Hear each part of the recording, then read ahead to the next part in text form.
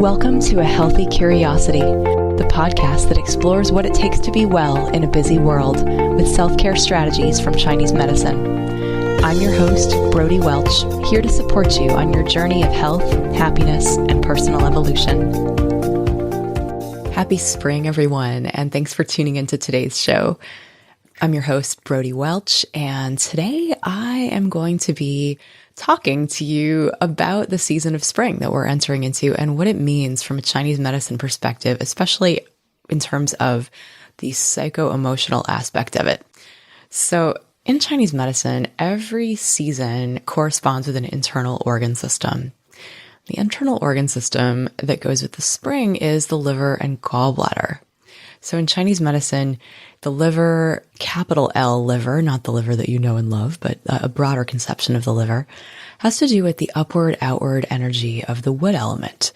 So as we move from a season of yin, of winter, where everything's relatively quiet and dormant, and things start to grow and move up out of the ground, and little shoots are coming up and little buds are coming out on the trees, it's a season of that we may be feeling in our bodies as kind of an upward-outward movement of energy.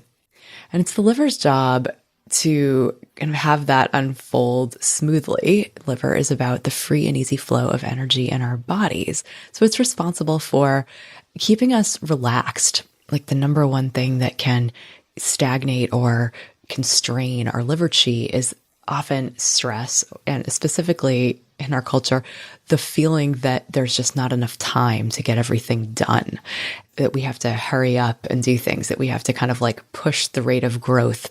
This is something that I fall prey to a lot, as having quite a lot of wood energy in my constitution. Anyway, I'm not going to get into everything and anything that has to do with the liver, gallbladder, and the wood element, but I do want to talk about, from the emotional aspect of the liver, it's about the free and easy flow of qi in the body, which includes the free and easy flow of all emotions.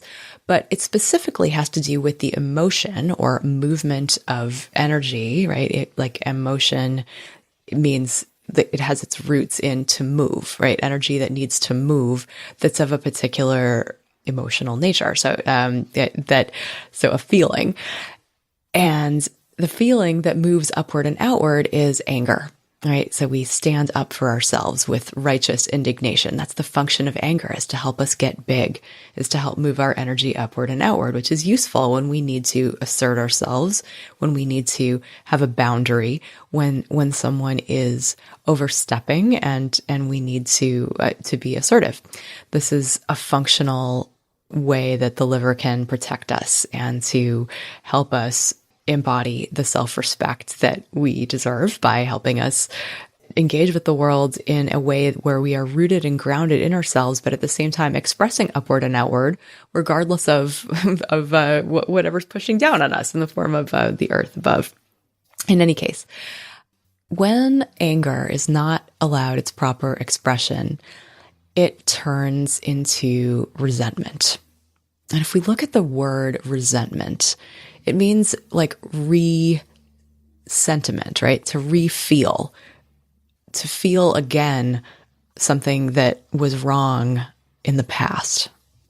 So this idea that while anger and its natural expression or assertiveness or the ability to stand up for ourselves is really important and really healthy, that when we don't express it, when we don't allow it its proper upward-outward expression, it can either turn downward and inward and turn into something like depression, or it can congeal into resentment, and often both of those things, that in a way where we deny our own power of asserting, of expressing, of moving upward and outward.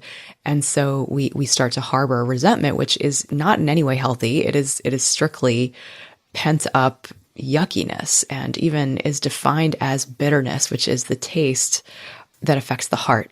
And taste, incidentally, that affects the liver is sour. And so that idea of unripe fruit, or the idea of the sourness that is too much sour, pulls us downward and inward. So in any case, it's sort of the antithesis of the upward-outward energy of the season. So resentment is useful to pay attention to because it often points to an unmet need that we have going on. And in fact, it may be that the more resentment we have, the more important the need that we're denying or ignoring or not giving voice to is. And so it can be really interesting to look at what we are resentful about and why we hang on to it if it's such a toxic, bad thing. So to delve into this, I want to be a little bit revealing here. I want to tell a little story about my scape dog. As many of you may know, if you've been listening to the show, that when in 2012, I got married to a wonderful man who was a widower. He had lost his wife to cancer, and he had 2 kids, one of whom was 8, one of whom was 12. And he had 2 cats, orange cat and white cat, and he had a little Jack Russell Terrier, Ernie. And I was like, okay, I'm willing to give up the autonomy of being somebody in control of my own life to merge with this family and become this adult female role model to these young people, even though that wasn't what I had planned for myself. It was something that I very consciously chose. And I love cats, and so cats are not an issue. I'm not really a huge dog person. There are some dogs that I really connect to on a heart level, and others that I just don't. There's just no natural chemistry there, so to speak. And that was how it was with Ernie. So I was kind of willing to take on this new role of being a step parent. I was willing to take on this new, much busier household, even if it meant changing the way that I was working with clients and patients in clinic, because I just needed there needed to be more room for nurturing. Now, I did not do a whole lot of subtraction back then. I was really kind of determined to do it all. I had swallowed the superwoman myth to a degree and was still kind of sorting out what felt authentic to me about this new role as a parent. In any case, so it was obviously a big adjustment for me, but it's something that I consciously chose and wanted. But I was not willing to take on responsibility for the dog. I was like, okay, I'll do this. I will now be preparing meals for these young people. I will now be available to help with homework. I will now be available to their emotional needs. I will now be available to pet cats and in general be a supportive, contributing member of this busier household. And I was not willing to take on responsibility for the dog. That was my line. I wanted nothing to do with having to walk the dog, scoop up the dog's poop, let the dog in and out. I did not want to be beholden to this creature. And so that was the deal that we struck. And I noticed that anytime I was stressed or just in any way dissatisfied, it was like, it wasn't okay for me to throw blame at my husband or at the kids or at the cats. It was like Ernie was the scapegoat for everything that I was frustrated about in my new life circumstances, even though I knew that I chose them willingly and did not resent and would never want anything different for my life. It was a great decision. And it also meant a loss of autonomy, a loss of quiet, a loss of free time, a loss of just how I was living, because my husband and I had very different values around even just things like what kind of food we eat or what kind of, or how little or how much stuff to have around and levels of cleanliness. And you've heard me mention those sort of like kids as really just crappy roommates. And so all of these things that I was adapting to. And so I started to notice that I could tell how stressed out I was by how little patience I had with the dog, because really it's kind of ridiculous to get mad at a dog for barking. As dogs go, he's not even that much of a pain in the ass. He's like a total, he's a delightful creature if you were a dog person. And yet I would find myself getting frustrated and getting mad and noticing that really like, okay, so here's an invitation for me to pay attention to those unmet needs and to maybe take some time for myself and do things differently. So there's a gift in there. But also recognizing that, okay, so if the deal is that I shouldn't have to deal with the dog, and everyone agreed to that, the fact is that I still have to deal with the dog. Like, today, there's no one else in the house. And if the dog is barking and needs to go outside, I'm the one that has to let him out because I'm not a horrible human being. I do, in fact, I don't want to punish this dog for just existing. So of course I'm going to let him out. Of course I'm going to water him if he needs water. Of course I'm going to orient my schedule to feed him if no one else is around to do that. So there is a level of responsibility that I grudgingly take on. And I realize recently that yes, it should be my kid's job to take care of this, or it should be my husband's job or whatever. And I have every right to be like, but this wasn't the deal. This wasn't part of what I signed up for. But I'm really only hurting myself. Every time I double down on how right I am to be annoyed and frustrated and resentful of the dog, it's not useful.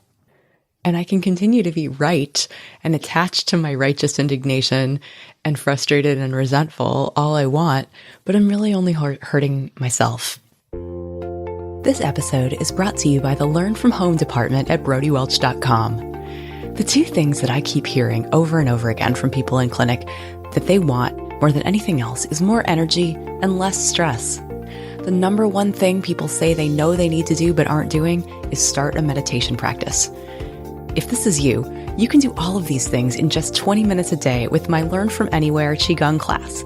Qigong, or energy exercise, is like a gentle exercise and moving meditation all in one. When I was first thinking about how I could help the most people improve their health and happiness in the shortest way possible for the lowest dollar value, the answer was crystal clear. Teach people Qigong.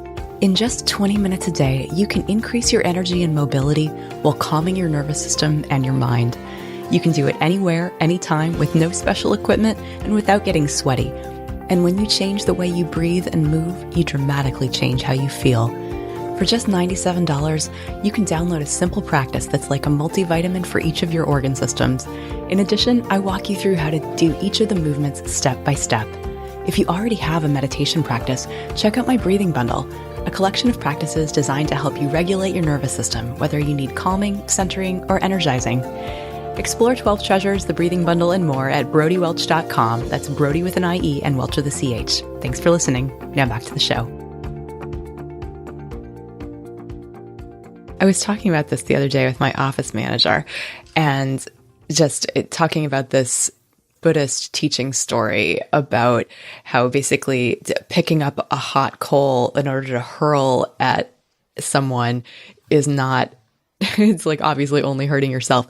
I had heard this story. It's not like I did a little research. This is not something the Buddha actually said or told, but there was a Buddhist commentator from the 5th century who described this, and it sort of made its way into, it's evolved to teachings of today.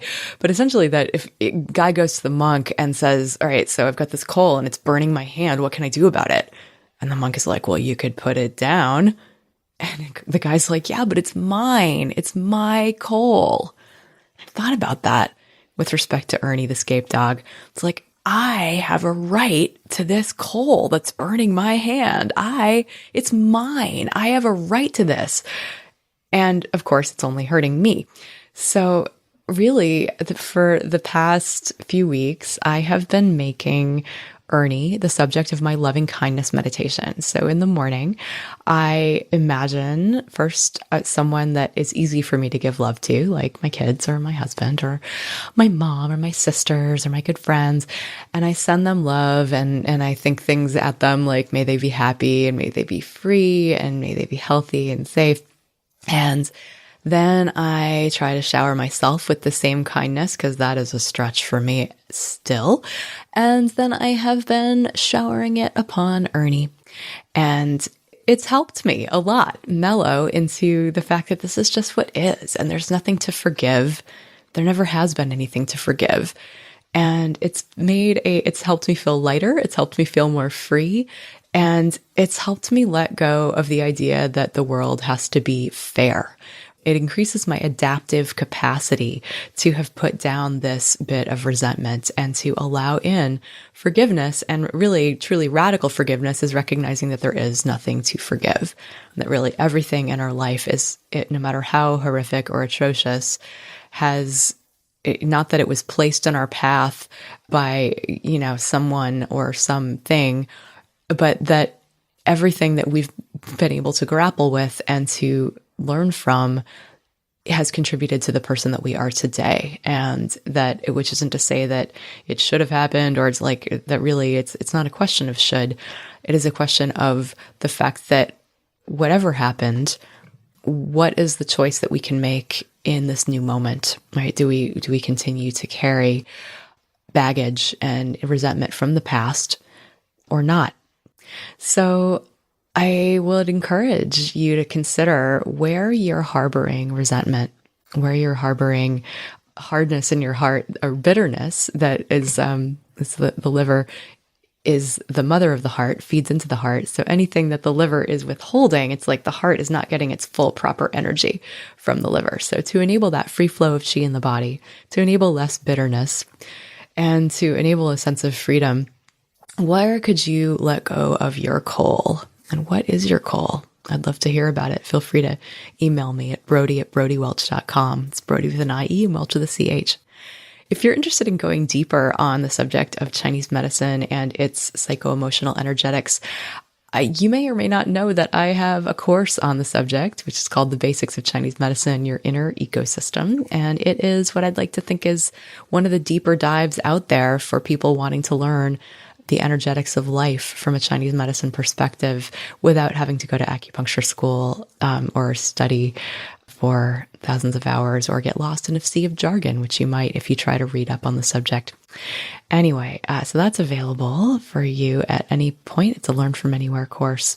One of the things that I think I am pretty good at doing is making hard to understand teachings accessible to a wider audience. And so if you have questions about Chinese medicine and how to make it relevant to your life, I would love to know what that is, because it's one of my favorite things to talk about and would be happy to answer your questions here on the podcast.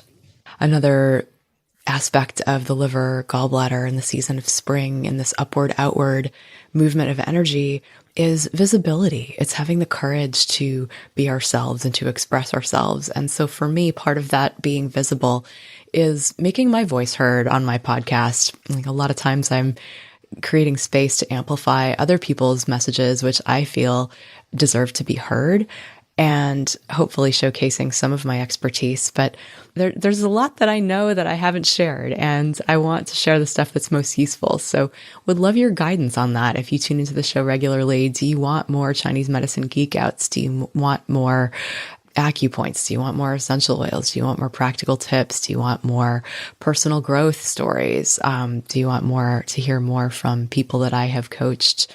Want to hear more about my life? I would love your input.